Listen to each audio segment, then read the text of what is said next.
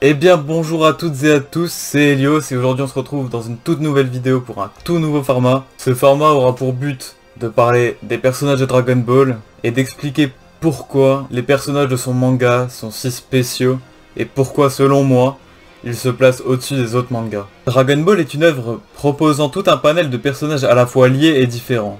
Aucun personnage ne se ressemble, que ce soit par leur design très évocateur et important dans le récit, mais aussi et surtout par leurs histoires, leur développement et leurs évolutions qui rendent ces personnages uniques. À l'ordre du jour, nous analyserons le cas de Trunks.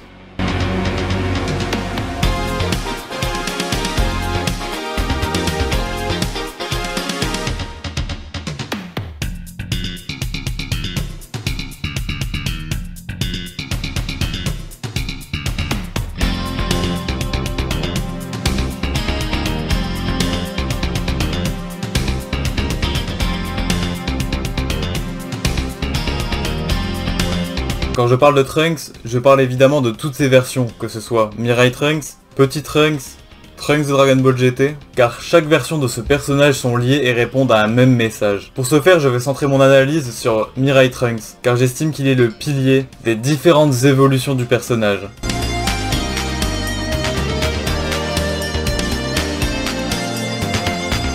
Trunks est le fils de Vegeta et Bulma. Il vient d'un futur où le monde fut grandement décimé par des cyborgs, un monde dans lequel Goku, Vegeta, Piccolo et tous les autres Z-Warriors sont morts. Il ne restait plus que Gohan qui deviendra son mentor avant de mourir lui aussi. Trunks a vraiment eu une vie compliquée, il doit faire face seul à deux cyborgs qui ravagent le monde, et son seul moyen de gagner et de les vaincre était de partir dans un passé où Goku, Vegeta et tous les autres étaient encore en vie.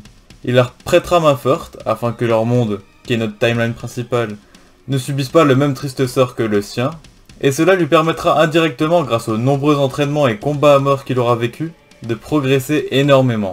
Avec cette nouvelle force, il viendra enfin à bout de C17 et C18, puis même de Cell. Mais ce qu'il ne savait pas, c'est que cette paix qu'il a eu tant de mal à acquérir, lui coûtera beaucoup plus cher qu'il n'aurait jamais pu le penser. Puisque comme nous le montre Dragon Ball Super, le spin-off du manga original, cela aura poussé un dieu, Zamasu, à décimer la race mortelle. En effet, en jouant avec le temps et en modifiant le cours de l'histoire, Trunks a commis un péché qui est interdit même aux dieux eux-mêmes. Et cela aurait été l'ultime motivation pour ce dieu extrémiste de passer à l'acte et d'accomplir son plan Zéro Mortel. À la suite de quoi, la Terre sera ravagée et perdra la quasi-totalité de ses habitants. Trunks perdra sa mère et se retrouvera seul, une fois de plus, à affronter une menace d'envergure qui le dépasse. Ce qu'il y a de génial avec ce personnage, c'est qu'il a vécu une véritable tragédie. Son histoire est un drame bien plus violent que celle d'un Sasuke, d'un Nagato ou d'un autre personnage de shonen. Le mec s'est battu toute sa vie pour ramener un petit peu de paix dans son monde et à peine il l'a obtenu, quelqu'un est venu lui retirer en faisant s'abattre un chaos bien pire encore, en lui faisant porter le poids de toutes les responsabilités, comme si tout était de sa faute. En fait, son histoire se rapproche beaucoup plus de celle d'un seinen que de celle d'un shonen. Mais vous voyez, malgré ça, il n'a jamais abandonné et il a continué de se battre de toutes ses forces. Le Trunks du futur est un véritable modèle de persévérance et d'espoir. Malgré tous les drames qu'il a vécus, malgré toutes les épreuves qu'il a dû surmonter, il a continué de se battre avec l'espoir de voir naître un jour un monde meilleur et en paix dans lequel il aurait sa place. Et cette persévérance lui aura valu d'être vu comme un véritable héros dans son monde. Il permet aux derniers survivants de garder espoir et même plus que de l'espoir, il leur permet de garder le sourire. Il s'est imposé naturellement comme un véritable leader inspirant qui donne la force psychologique nécessaire aux autres pour continuer à se battre. Et cette force-là, elle lui a été rendue symboliquement lorsqu'il fallait vaincre Zamasu. Avec la suppression de sa timeline par Zeno, il ne pourra pas tenir la promesse qu'il avait faite à son mentor Gohan, qui était de protéger son monde. Mais même là, il prendra la décision de partir dans un futur alternatif dans lequel il pourra aider son double dans ce combat, et à tenir sa promesse, lui aussi. Avec un vécu pareil, il aurait pu prendre le seum, mais non, il a pris sur lui et il a continué d'avancer.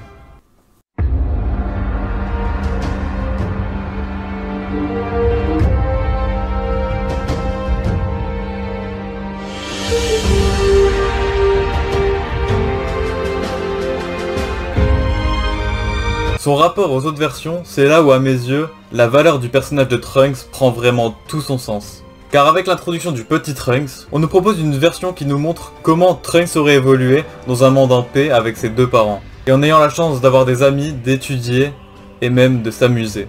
On remarque que cette version de Trunks, de nature pourri gâtée, en partie à cause de sa famille qui est la plus grande fortune du monde, est beaucoup plus immature, ne prend pas les choses au sérieux ou le fait rarement. Il est du genre à se plaindre parce qu'on lui a refusé quelque chose ou que son père a été trop brut avec lui. Il se plaint pour si peu parce qu'il a été habitué à avoir une vie confortable, alors que son lui d'une autre dimension a connu le chaos et la souffrance, mais ne s'est jamais plaint et qu'il a toujours continué de se battre. Ces deux personnages sont Trunks, mais des Trunks ayant vécu des histoires différentes. Et c'est tout justement là où Dragon Ball Super a su être grandiose, en faisant revenir Trunks du futur dans le passé et en lui construisant une relation avec Petit Trunks. Une relation à la fois profonde, mais surtout moralisatrice. Après quelques échauffourées, entre eux deux, puis une réconciliation, le Trunks du futur revient sur les spécificités du voyage dans le temps. L'occasion de nous rappeler pour nous, spectateurs, comment fonctionne le voyage dans le temps, par l'intermédiaire de Goku, Vegeta, Bulma et tous les autres personnages déjà présents dans l'arc des cyborgs, mais aussi à l'apprendre aux nouveaux spectateurs à travers les yeux du petit Trunks. Dans cette conversation entre nos deux protagonistes, le Trunks du futur essaie de montrer au petit Trunks la chance qu'il a d'avoir grandi et de continuer à vivre dans un monde en paix, de pouvoir profiter de ses vues sublimes sur les villes éclairées, pleines de vie, là où lui ne voit que des ruines et de la poussière dans son monde. Ce discours, aussi simple soit-il, est témoin d'un message très important. Prends conscience de la chance que tu as de vivre confortablement, car tu as échappé à une vie chaotique, remplie de souffrances, de peines et de pertes douloureuses. Ce message-là, Trunks l'a bien compris, et cela le fera mûrir, de manière à faire le pont entre le Trunks immature de l'arc-bout et le Trunks mûr et sérieux qu'il est dans l'épilogue à la fin du manga Dragon Ball. Dragon Ball GT n'est plus canon, mais s'il l'était encore, Trunks n'aurait pas pu avoir une meilleure écriture que celle qu'il a eue, puisqu'elle suit cette voie à la perfection. Trunks a laissé de côté les combats pour se concentrer sur sa voix. C'est comme ça qu'il est devenu président de Capsule Corporation, la plus grande entreprise du monde. Bon, il a sûrement été pistonné par sa mère, mais c'est pas le débat.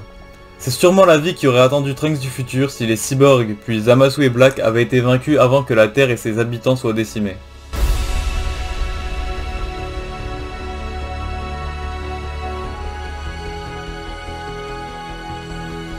Et puisque Toriyama a le sens du détail, il va même jusqu'à pointer du doigt ces différences à travers les designs des personnages. Ce n'est peut-être qu'un détail pour vous, mais pour moi c'est très important, tellement que c'est évocateur du vécu. Le design du personnage est une histoire à lui seul. Vous remarquerez que le petit Trunks porte une tenue normale, mais lorsqu'il se bat, il porte toujours un dogi de combat. Le Trunks du futur a la même tenue tout le temps, toujours sa veste en jeans trouée avec un treillis. En même temps, il a fait avec ce qu'il avait. Dans un monde post-apocalyptique, les vêtements se font rares. D'ailleurs, j'aime beaucoup la touche ajoutée par Dragon Ball Super, le petit bandeau rouge qu'il met au-dessus de sa bouche, comme pour empêcher le fait d'ingérer la poussière des bâtiments délabrés. Par rapport au Trunks de GT, je n'ai pas grand chose à dire à part qu'il a un design d'explorateur, ce qui est logique vu la direction prise par la série centrée sur l'aventure et l'exploration de nouvelles planètes. Donc, comme vous le voyez, le personnage de Trunks est un personnage réfléchi de par son design, son développement, son évolution et surtout les valeurs qu'il transmet. Il est une leçon d'espoir, de persévérance et surtout de maturité. Akira Toriyama n'a pas écrit un message, mais bien une leçon de vie. Volontairement ou non, il l'a fait. Et il l'a fait avec la majorité de ses personnages. J'attends avec impatience le jour où un autre manga saura en faire de même avec ses personnages secondaires. Car si les personnages de Dragon Ball sont devenus de véritables icônes de la pop culture, ce n'est pas par nostalgie, mais bien parce que, comme Trunks, ils sont des chefs-d'œuvre en eux-mêmes. Et si quelqu'un que vous connaissez ose en douter, renvoyez-le sur ma chaîne, parce que je compte bien parler des personnages qui ont fait la gloire de Dragon Ball. Le prochain sera Vegeta.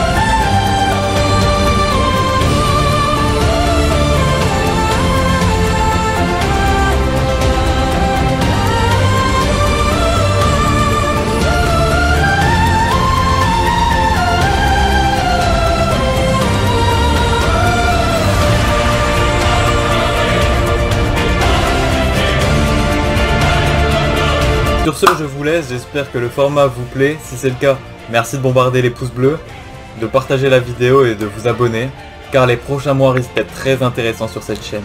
Merci à tous ceux qui le feront. Sur ce, je vous laisse, je vous souhaite une bonne journée, une bonne semaine et je vous dis au revoir. Merci d'avoir regardé la vidéo.